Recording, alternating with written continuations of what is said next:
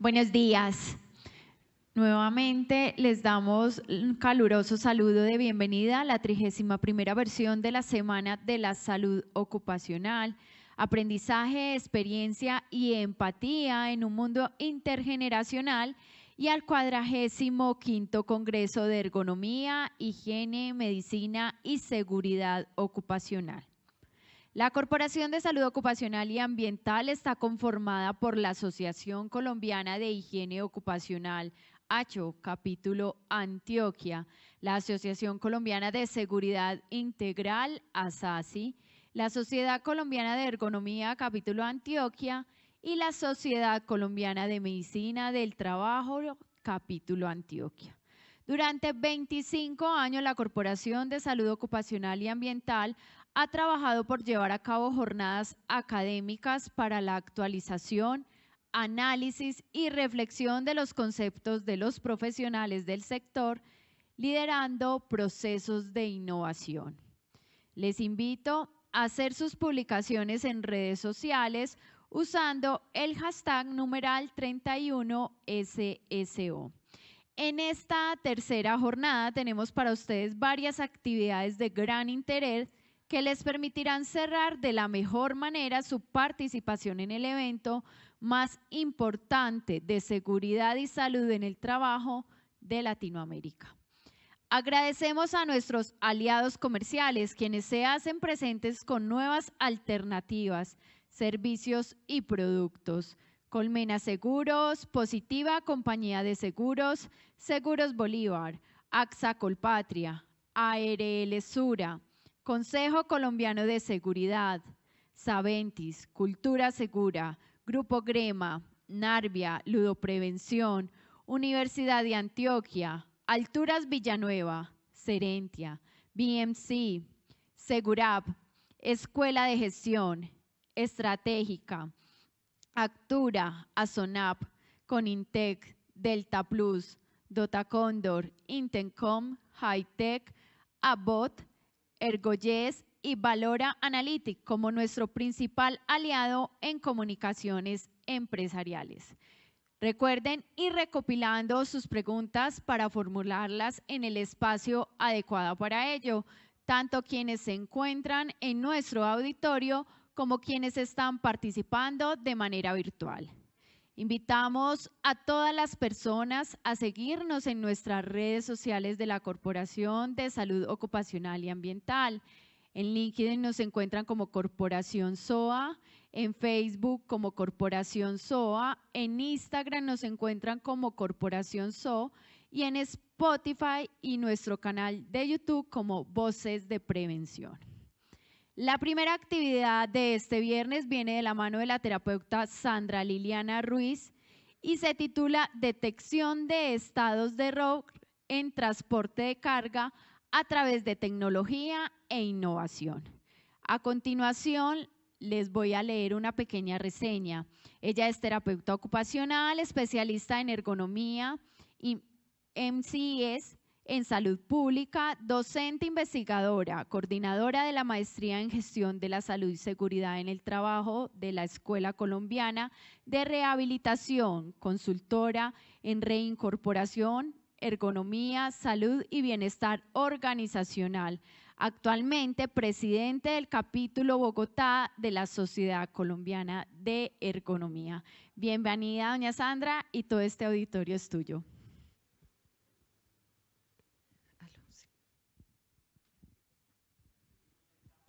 Buenos días para todos. Muchas gracias por estar en este espacio. Bueno, en esta oportunidad quiero contarles un primer momento de una investigación muy interesante que estamos desarrollando en alianza con una empresa de la ciudad de Manizales, experta en consultoría en seguridad y salud en el trabajo, la Universidad de Manizales y la Escuela Colombiana de Rehabilitación, aliada a la Sociedad Colombiana de Ergonomía.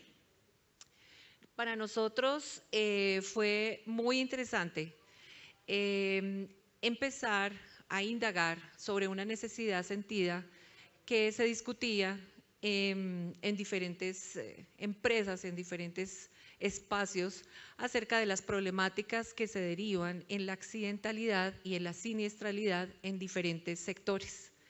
Y encontramos que el error humano es una constante pues, de la actividad humana, claramente, pero impacta de manera distinta dependiendo del contexto. Inicialmente, en esa parte de entender la problemática y saber en dónde vamos a situar el análisis del estado de error humano, encontramos 3 sectores. Creo que este me permite, no, ¿se permite iluminar aquí? No. ¿Para señalar? No.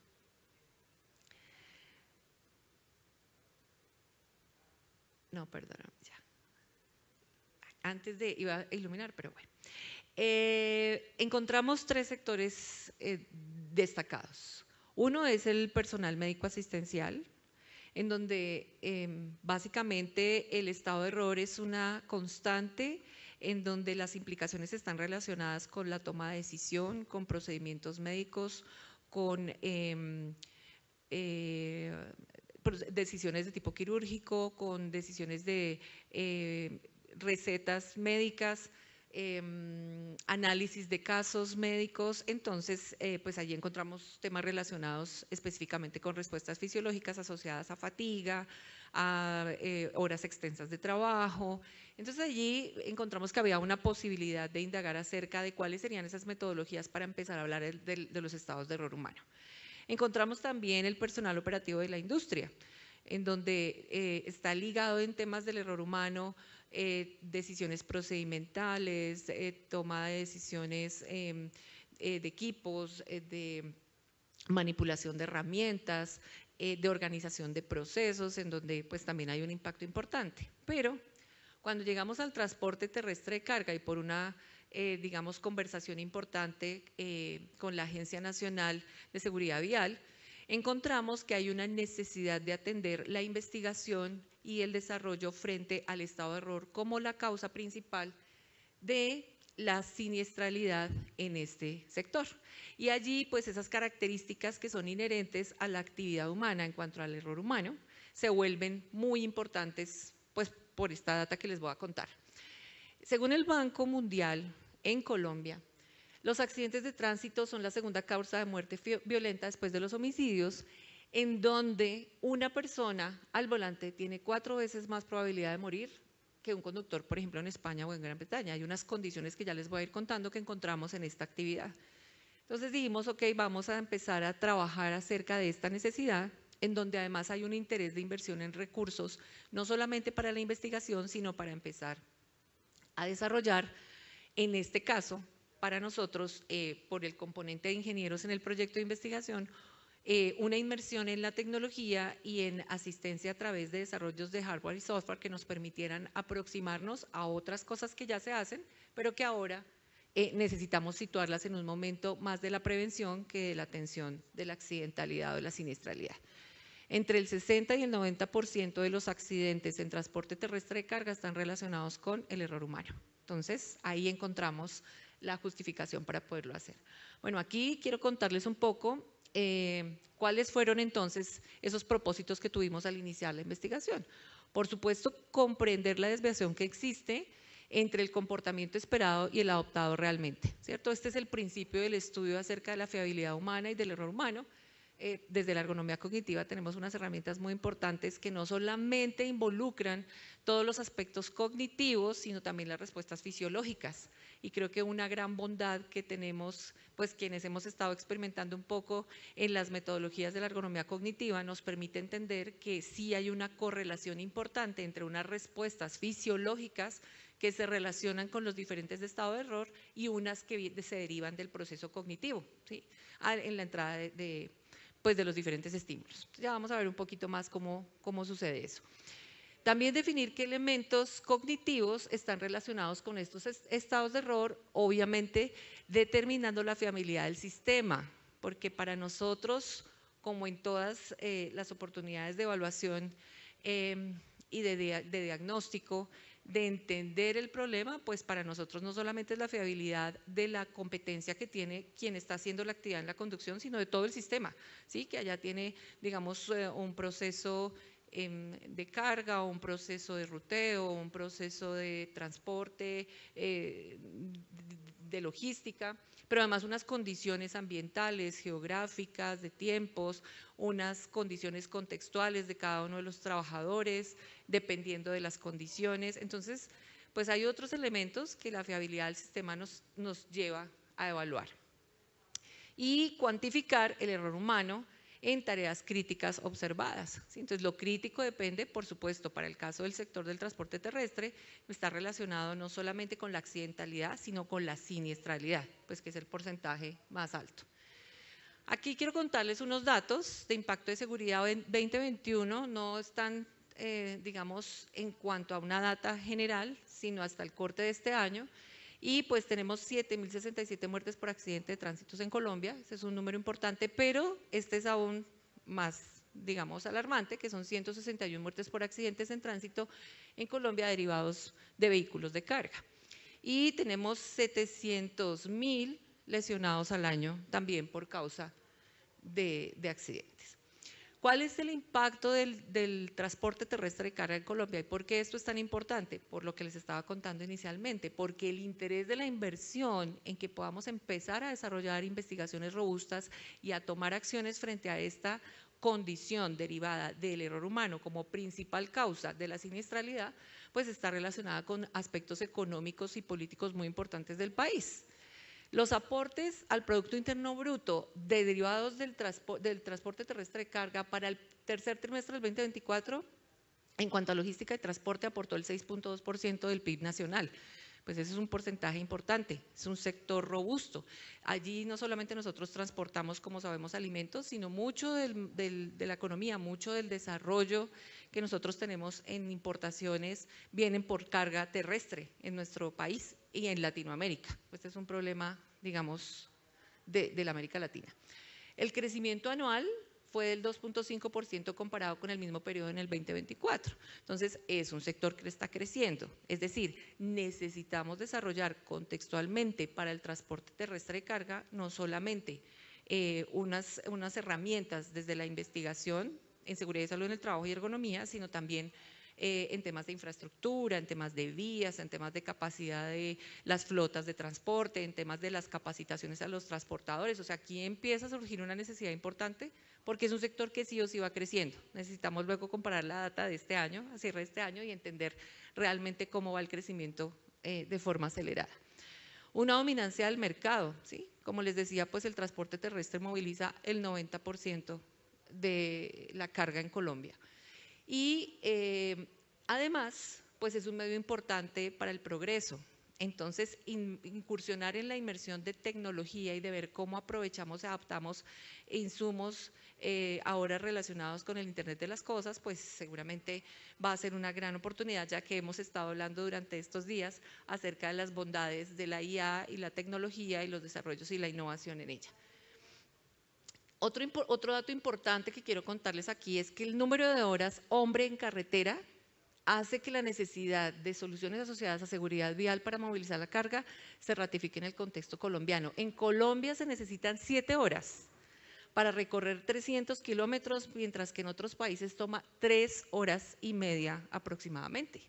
Entonces allí ya empezamos a tener unas condiciones importantes, que normalmente uno dice, ok, en términos de estado de error, la fatiga pues está relacionada, la podemos leer fácilmente, la podemos incluso asociar con temas de aumento en la frecuencia cardíaca, de cambios en la sudoración, cambios en la temperatura, y uno diría, bueno, hay unos factores asociados a la fatiga, entonces mi capacidad de parpadeo cambia, mi capacidad atencional cambia, mis recursos de memoria a corto plazo cambian, y uno diría, es una exposición bastante, ¿sí? Cómo se duplica la necesidad de los recursos de desempeño para la tarea que se requiere para un conductor en Colombia.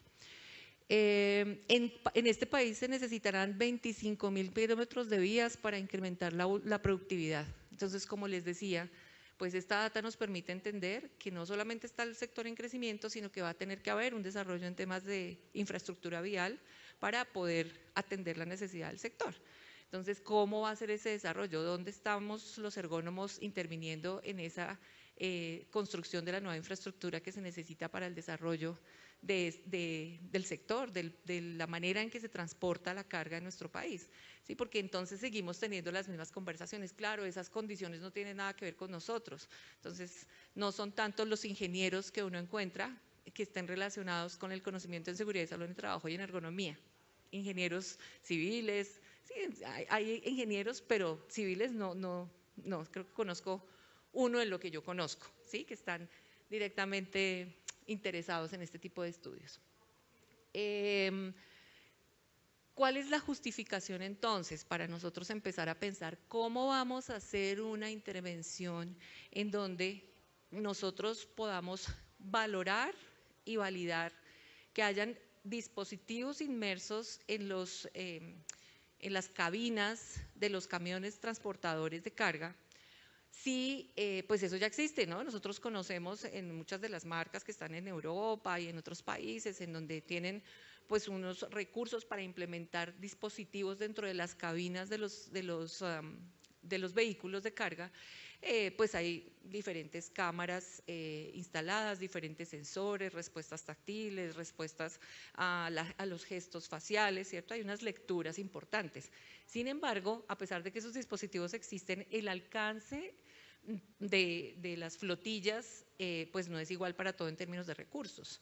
Ahora, la información que se deriva de la verificación que esos dispositivos dan cuando la persona está desarrollando la actividad, pues ¿qué pasa con esa información? Porque no estamos tomando decisiones y la accidentalidad aumenta y la siniestralidad derivada del error humano, ¿sí? Entonces, algo pasa entre la data que eso nos permite evaluar y lo que realmente estamos haciendo para mitigar e incluso transformar la manera en que esos datos se están analizando.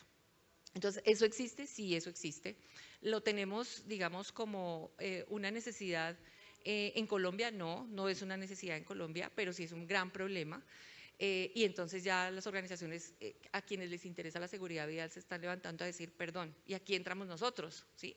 Ustedes escucharon, yo soy una terapeuta ocupacional ergónoma, y entonces entramos y dijeron, perdón, necesitamos una ergónoma que nos explique qué es lo que está pasando aquí. Entonces es muy interesante entrar en ese grupo de ingeniería a trabajar en este proyecto. Entonces, pues hay un registro internacional, además, ¿no? Claro, aquí tenemos unas condiciones en Latinoamérica, pero también hay un registro de accidentalidad producida por el error humano a nivel mundial. Hay otros factores, ¿no? Las condiciones meteorológicas pues representan el 4.4% de los accidentes. Sin embargo, para nosotros, desde esa fiabilidad del sistema, pues es importante entender cómo funciona. En nuestro país no solamente son los temas de los cambios climáticos, de los cambios térmicos en la medida en que transitamos por nuestra geografía, sino las condiciones de nuestras carreteras, ¿no? Que son en algunos lugares muy particulares, más todo lo que contextualmente y socialmente nos pasa, ¿sí? Cualquier paro finalmente detiene el tránsito de la carga y genera unos impactos negativos. Entonces son otras consideraciones dentro del contexto que nosotros tenemos que aplicar a esos análisis que en otras partes del mundo, como veíamos en Gran Bretaña y tal vez en Europa, no suceden. Aquí sí, aquí son tangibles, son permanentes, son constantes. Entonces ahí hay otros elementos.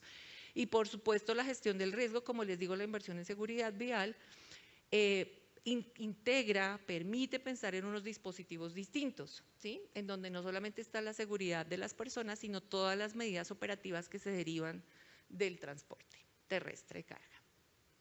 Las razones para intervenir desde la ergonomía, pues por supuesto comprender esas desviaciones que hay entre el comportamiento que se espera y el comportamiento que se adopta. Esto es parte del principio que utilizamos en la ergonomía cognitiva.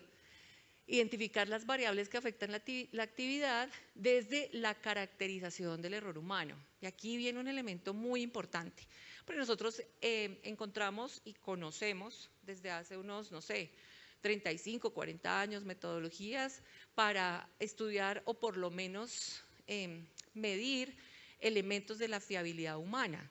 Sin embargo, la caracterización del error humano no es una de esas y de esos principales intereses en esas metodologías a partir de la relación sistémica de un sector en específico, ¿sí? Entonces tenemos unos conceptos generales acerca de la fatiga, acerca de la prisa, acerca de, bueno, la toma de decisiones y otros elementos que están relacionados con la cognición y el error humano, pero que caractericemos el error sectorialmente, ahí viene un primer reto, ¿sí?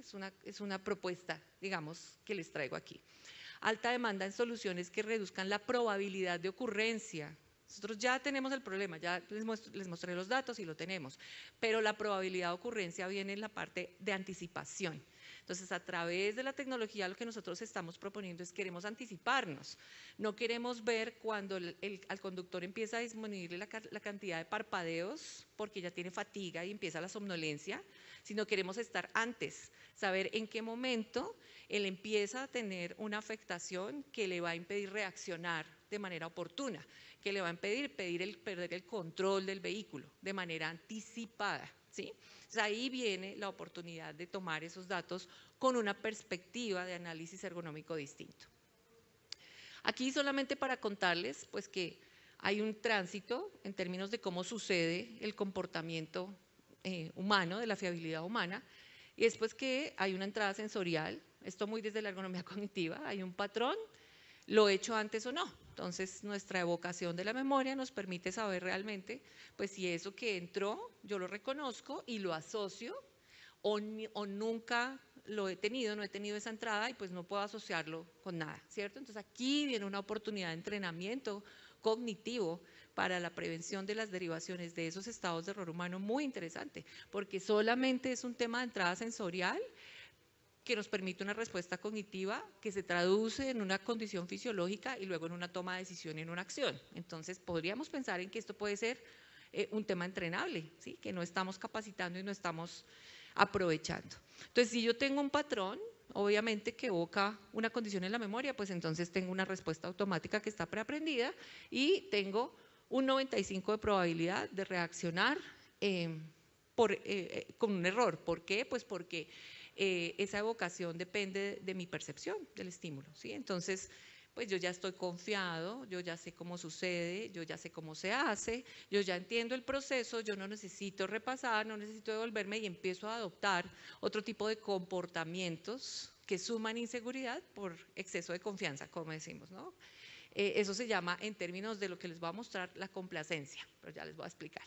Y cuando no lo hemos hecho antes, entonces pues digamos no es una toma de decisión consciente y ahí pues se encuentra el 5%. Entonces lo que podemos tener en la oportunidad del entrenamiento de esa entrada sensorial pues es muy importante, ¿sí? En la medida en que yo puedo evocarlo de manera correcta. Y aquí entonces empezamos a encontrar que hay una metodología muy interesante, se llama Safe Start, es una metodología que empieza desde 2002 a relacionar la ergonomía cognitiva con estos estados de error. Entonces los estados de error están denominados como prisa, frustración, fatiga y complacencia.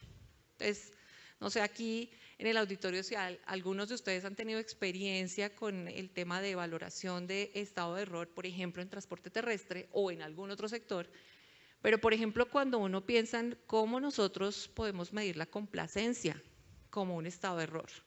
¿A alguien se le ocurre aquí alguna idea entre los que están acá? ¿De qué manera uno podría evaluar la complacencia? Partiendo de la definición, haciendo cambios. Porque ya tenemos unos patrones adoptados, es una manera, de manera casi inconsciente, como cuando nosotros montamos en bicicleta o hacemos ese tipo de actividades que las aprendemos y siempre las sabremos hacer. Entonces hay unos patrones que se adoptan y son casi inconscientes, ¿cierto? No hay una conciencia. Pero la complacencia finalmente es como andar en piloto automático. Cuando andamos en piloto automático, pues uno ha hecho la actividad ya tantas veces que uno obvia los riesgos, ya no ve los riesgos, ya no es consciente de los riesgos, ni siquiera piensa que haya riesgos. Entonces, la complacencia es uno de esos estados de error muy interesantes asociados a esta actividad particularmente. Otro, por supuesto, es la frustración con una relación psicológica muy importante, ¿sí? Entonces sabemos aquí desde lo contextual, pues cómo impactan para nosotros las condiciones que son externas a la actividad de trabajo o al trabajo mismo, ¿sí? A nuestro sistema de trabajo permanente. Entonces, pues hay unos problemas como todos, familiares, financieros, de la organización, que están relacionados con la frustración. Entonces, es un estado de error muy interesante para incluir en este tipo de análisis.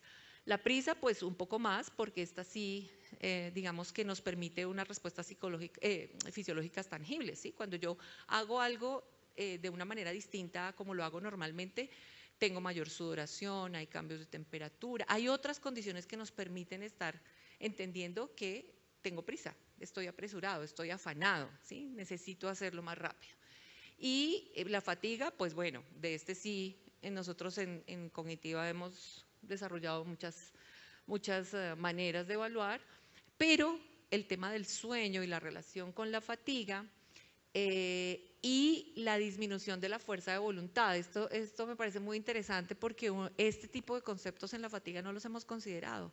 La fuerza de voluntad, un concepto que no es cognitivo y no es fisiológico, pero está relacionada acá en esta caracterización de estado de error.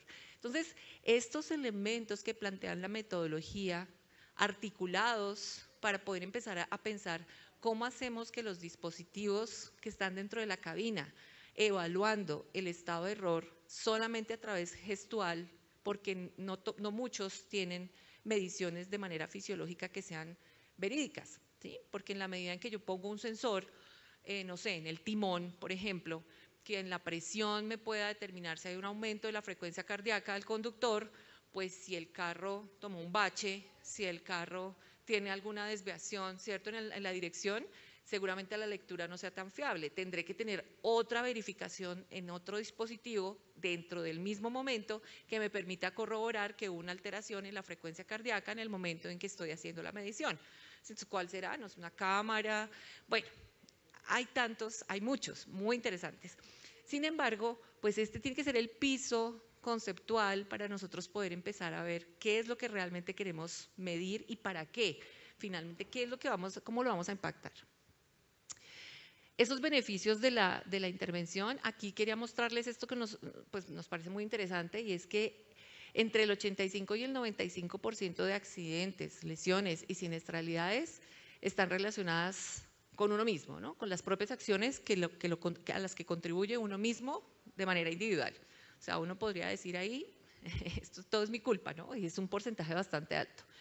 Y miren que entre el 5 y el 10% depende de otras personas, el comportamiento de alguien más, la causa viene por externa al individuo. Y entre el 1 y el 5% del colectivo. O sea que es digamos, un asunto importante, un asunto relevante. Entonces aquí digamos que mi oportunidad de estar acá es podernos motivar a pensar un poco más en estas bondades que a través de la ergonomía cognitiva no las tenemos tan presentes. En los eventos críticos, entonces acá viene una cosa muy interesante, y es que dentro de las acciones, por ejemplo, tangibles, que podemos decir, ok, entonces allá esa complacencia y esa prisa, nosotros cómo la vamos a ver. Entonces se plantean unas acciones que sí podemos medir. Una de ellas para eventos críticos, y cuando hablamos de eventos críticos decimos la pérdida de la vida de alguien, ¿sí? Estamos hablando de cosas que son, digamos, muy lamentables y que generan un gran costo en diferentes, digamos, instancias. Lo primero es ojos no en la tarea, claramente. Ojos no en la tarea. Entonces uno empieza a entender de una manera distinta, que es que me distraje, que hay factores distractores dentro de la actividad. Ojos no en la tarea. Entonces yo ya tengo un elemento claro para hacer la medición, un criterio importante. Mente no en la tarea, ¿sí?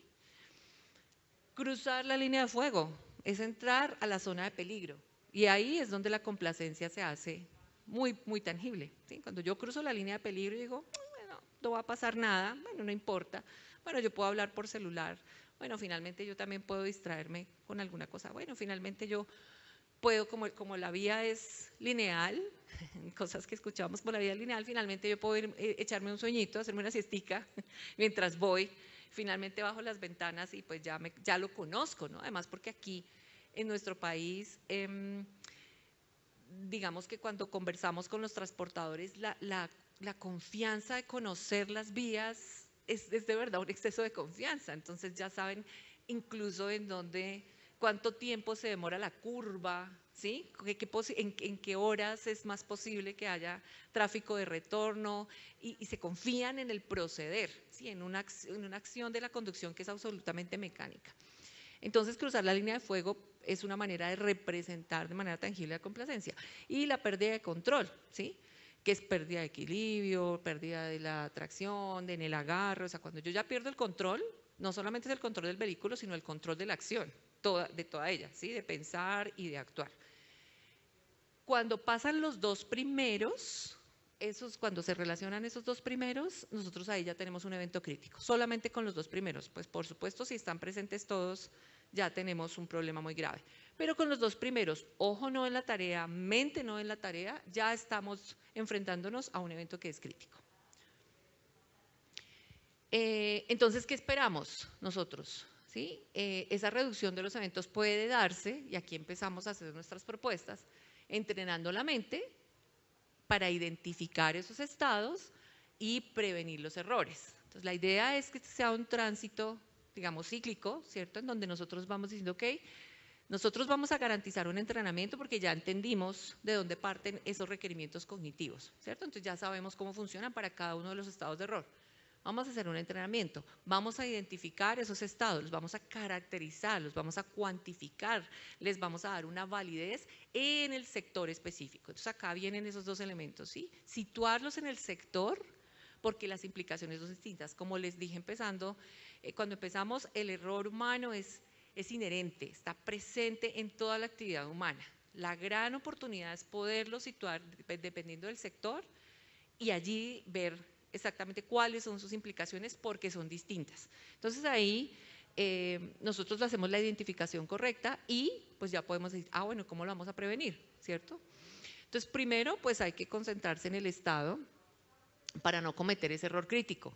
¿Sí? Entonces cuando ya tenemos la identificación, pues claro, tendremos que concentrarnos en los que encontremos. El análisis de incidentes y pequeños errores. Como en todos nosotros sabemos en seguridad y salud en el trabajo, el incidente no es solamente lo que sucede, todos sabemos que genera una alerta, que genera un estado de atención. Entonces, tanto el incidente como esos pequeños errores se vuelven muy importantes cuando nosotros hacemos estudios de fiabilidad humana, se vuelven más relevantes. ¿Sí? Es un principio de realidad, es como una cognición situada ahí en ese asunto.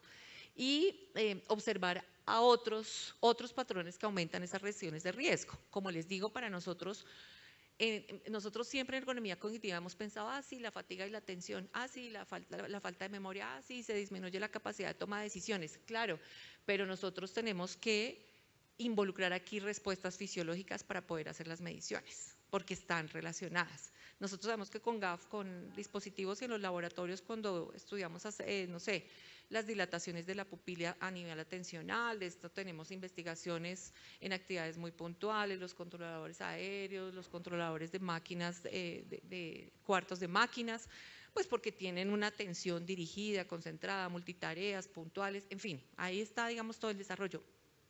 Y digamos, con eso no hemos avanzado, no hemos visto la oportunidad. Entonces, fácilmente aquí nosotros podemos empezar a pensar cuáles son patrones cognitivos y fisiológicos correlacionales para cada uno de los estados de error y empezar a diferenciarlos. Trabajar en mejorar los hábitos, por supuesto, ¿sí? Entonces tenemos allá dos estados de error que dijimos, bueno, nosotros cómo hablamos de complacencia, de frustración, ¿cómo hablamos de eso siendo unos estados evaluados e identificados? Entonces, ok, nosotros tenemos que empezar a hablar de hábitos desde el error humano, ¿sí? ¿Cuáles son los hábitos en mi rutina, en mi organización del trabajo, en la manera en que entiendo las tareas para poderlo hacer? Y para eso, pues nosotros tenemos en ergonomía una ruta muy interesante. Bueno, acá traje una frase que me parece muy importante. Dice, saber que la prisa incrementa el riesgo no es complicado. Ya lo escuchamos, ¿no? Sabemos que la prisa incrementa el riesgo, sí. Cuando yo voy de afán, se me puede complicar, ¿cierto? Pero saber que la prisa incrementa el riesgo en el momento en que se tiene prisa es un desafío. Y así cada uno de los estados, ¿sí? Entonces, ahí cambia la mirada. Finalmente llegamos a hacer un planteamiento del problema para proponer. Decimos, claro, la parte preventiva. Creo que para nosotros fue clarísimo que la detección temprana de esos estados críticos era fundamental, ¿sí? Como les digo, en las mediciones tenemos ya la atención del problema, tenemos la data, sabemos que hay una necesidad de inversión, que hay que atender una necesidad, ok, entonces sabemos que tenemos que ir tempranamente con esa prevención. La seguridad, claramente, la seguridad vial, pues minimizar todo el riesgo que hay en transporte terrestre de carga.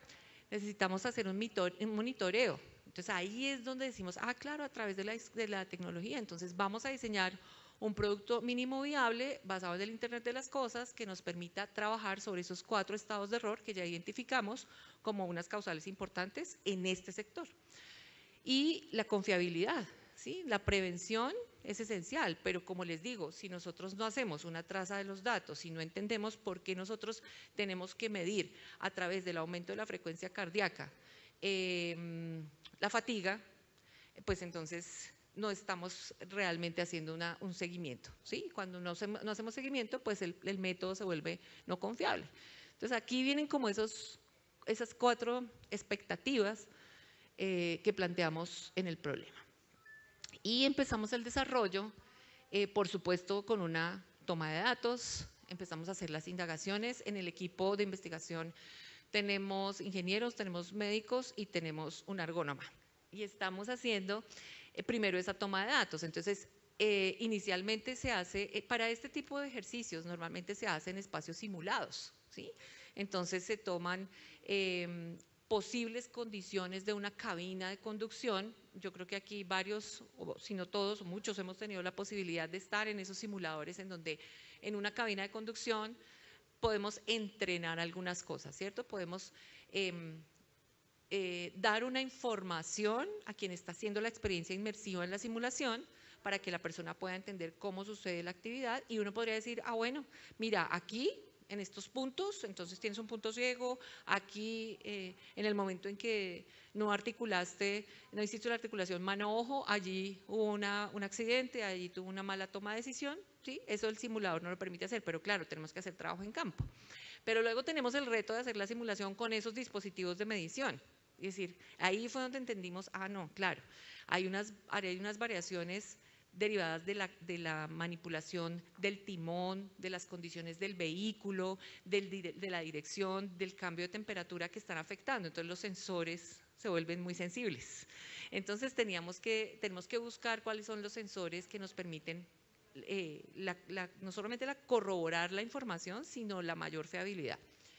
Y empezamos a hacer, digamos, el análisis inteligente. Entonces ahí viene el desarrollo de los software y los hardware. Esto todavía está en proceso, por eso la oportunidad de este espacio era contarles que esto está sucediendo. Yo espero que nosotros podamos venir a contarles qué pasó cuando nosotros hicimos ya el dispositivo y empezamos a implementarlo en las cabinas reales.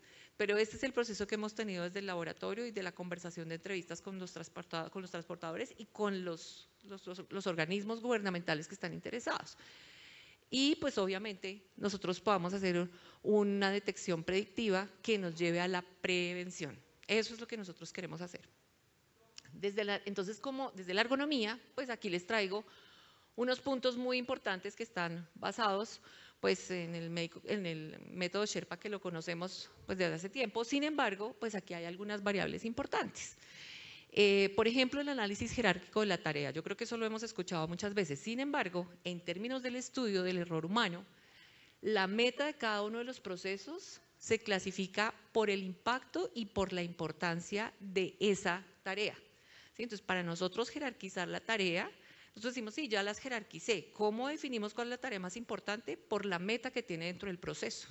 ¿Sí? Entonces, si es una meta inmediata, a corto plazo, nosotros es una tarea muy importante, ¿cierto? Si la meta se nos va a largo plazo, pues no es la tarea más importante y así empezamos a discriminar las tareas.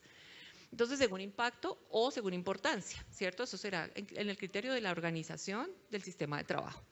La clasificación de las tareas, entonces tenemos que saber desde el nivel inferior hasta el más elevado, a partir del tipo de error. Entonces vamos a empezar a correlacionar esa tarea con los posibles factores de error humano que se relacionan, ¿sí? Una por una, tarea por tarea. O sea, acá se vuelve mucho más rico el trabajo del análisis de esa actividad. La identificación del error humano, entonces, tomando esa clasificación que hicimos en el segundo momento, nosotros vamos a identificar los errores que están asociados a toda la actividad. Entonces, primero hacemos caracterización por tarea y luego hacemos, con base en el segundo momento, toda la actividad. Y empezamos a entender realmente cuáles son los errores y si estamos teniendo ojos no en la tarea, mente no en la tarea, estamos teniendo un factor crítico de análisis, ¿sí? De esa actividad puntual. Luego analizamos las consecuencias y allí ya se analizan los posibles errores que se hayan identificado, cuáles son sus consecuencias. Entonces, ¿qué pasa si yo tengo más fatiga o realmente el problema está en la prisa? Pues entonces, exactamente cómo es esa probabilidad de que el error ocurra. Y, bueno, análisis de probabilidad cualitativa, ¿sí? De que ese error ocurra, no solamente cuantitativa. Como les digo, tenemos los mecanismos de los datos, pero tenemos que cualificarlo, ¿sí? Entonces, por eso empezamos a hablar de otras asociaciones, que son desde lo psicológico. Y el análisis crítico, identificar ya los que están relacionados directamente con la siniestralidad, y pues el análisis correctivo sobre los resultados del proceso. Nosotros todavía no hemos llegado ahí, estamos apenas cerrando el análisis de probabilidad a través de esas simulaciones en cabina, tomando los datos, llevando los conductores de diferentes grupos etarios, de diferentes tipos de carga, para nosotros empezar a hacer el análisis crítico y luego pues tener los resultados. Y aquí quiero dejar una reflexión final para contarles un poco. El error humano ha sido ampliamente estudiado.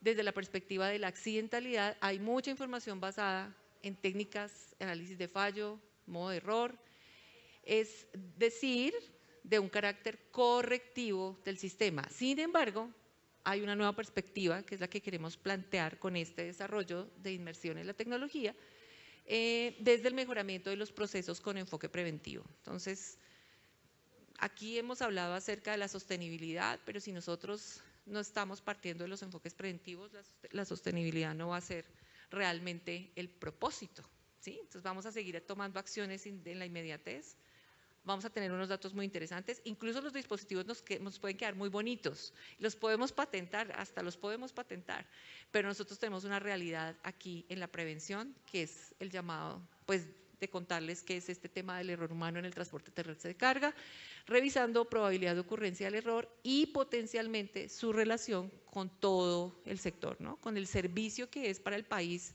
esto que hacemos, pero además con la importancia que este sector tiene en nuestra economía. Esto les quería contar. Muchas gracias. Este es mi correo y aquí pues quien quiera más información con mucho gusto. Doña Sandra, muchísimas gracias por su intervención esta mañana. Si alguien tiene de pronto alguna inquietud, duda o aporte, este es el momento para hacerlo. Sí, le pido el favor que de pronto lo hagamos en micrófono porque como estamos transmitiendo para que las personas que nos están viendo también puedan escucharlo. Muchas gracias. Sandra, muchas gracias. Interesantísima toda la información que nos transmites. Sin embargo, al final me queda como una inquietud y es error humano.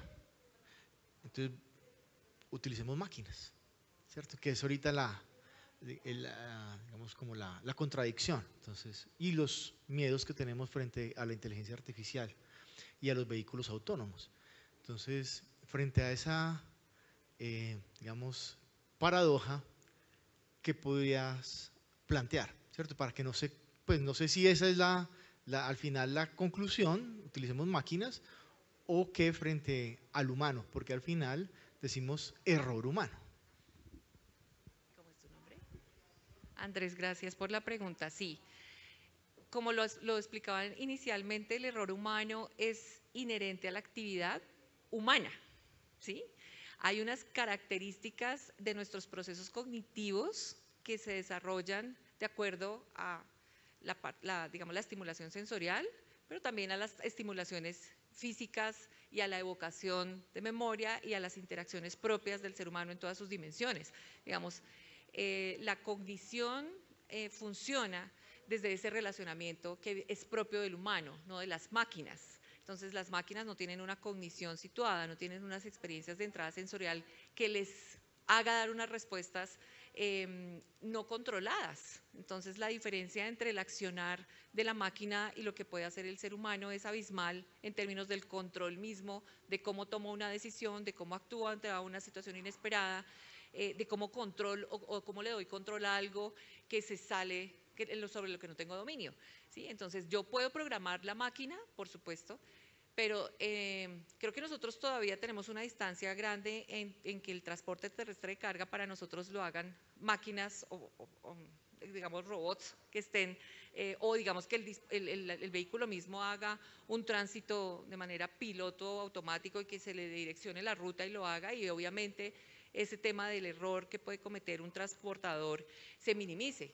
Sin embargo, hay otras condiciones más bien asociadas al estudio del error, que vienen con el reto que tenemos en entrenar esa entrada sensorial, entendiendo que la mente tiene una capacidad en su cognición muy importante, ¿sí? Entonces, nunca, si la máquina no tiene la información, pues no sabe cómo tomar la decisión, no entiende cómo cerrar el proceso, y finalmente, pues en términos del impacto y la pérdida será mucho mayor, ¿sí? Porque la inversión de la máquina es mucho más costosa, y si no sirve, pues he perdido toda la inversión en el desarrollo de la tecnología y la actualización permanente que necesita. Actualizar el cerebro humano es maravilloso y es mucho más rápido y más económico. Nosotros solamente tenemos que entrenar la cognición y funciona muy bien en cualquier momento de la vida, ¿no? Esto desde lo cognitivo. Cualquier tipo de aprendizaje se puede tener en cualquier momento de la vida, solo es tema de entrenamiento. Entonces, ese cuento de que el loro viejo no aprende a hablar es puro cuento. Uno puede entrenar muchas oportunidades de conocimiento y de desarrollo desde cualquier momento de la vida. Y esa es una posibilidad que las máquinas no tienen. Entonces, acá, digamos, el ejercicio del error humano es un concepto desarrollado en unas metodologías y por eso se llama así. Ahora, si lo llamamos desde la perspectiva de factores humanos, hablamos de la fiabilidad humana, ¿sí? Para que no se oiga como tan impactante. Pero finalmente la fiabilidad es eso, el estado de error que es inherente al ser, ¿sí? Es lo que puedo decirte allí en la pregunta. Gracias. ¿Alguna otra intervención? Doña Sandra, muchísimas gracias por su ponencia.